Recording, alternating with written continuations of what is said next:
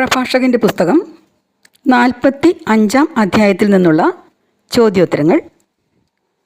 45-ാം അധ്യായത്തിൽ എത്ര വാക്യങ്ങളുണ്ട്?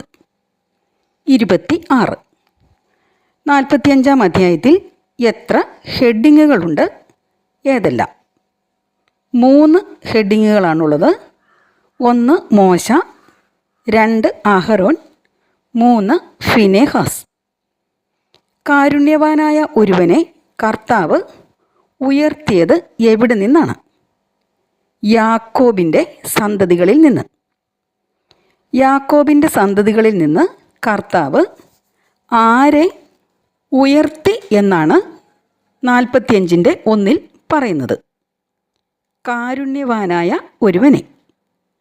അവൻ ജനത്തിന് സുസമ്മതനായി. ആര്? യാക്കോബിൻ്റെ സന്തതികളിൽ നിന്ന് കാരുണ്യവാനായ ഒരുവനെ കർത്താവ് ഉയർത്തി. അവൻ. യാക്കോബിൻ്റെ സന്തതികളിൽ നിന്ന് കർത്താവ് ഉയർത്തിയവൻ ആരുടെയെല്ലാം പ്രീതിക്കാണ് പാത്രമായത്? ദൈവത്തിൻ്റെയും മനുഷ്യരുടെയും.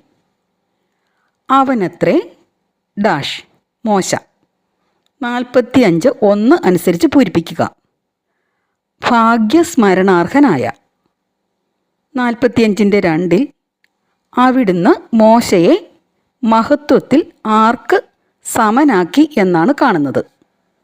ദൈവദൂതന്മാർക്ക്. 45-ൻ്റെ 2-ൽ അവിടുന്ന് മോശയെ എങ്ങനെയാണ് ശക്തനാക്കിയത്? ഭയകാരണമാകത്തക്ക വിധം. 45:3 അനുസരിച്ച് മോശ അപേക്ഷിച്ചപ്പോൾ അവിടുന്ന് എന്തു ചെയ്തു?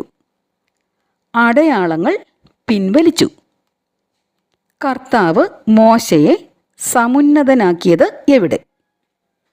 രാജാക്കന്മാരുടെ സന്നിധിയിൽ. അവിടുന്ന് മോശയെ ഏൽപ്പിച്ചത് എന്ത്? തൻ്റെ ജനത്തിനു വേണ്ടിയുള്ള കൽപ്പനകൾ.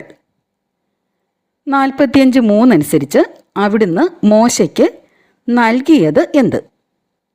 തൻ്റെ മഹത്വത്തിൻ്റെ ഭാഗികമായ ദർശനം.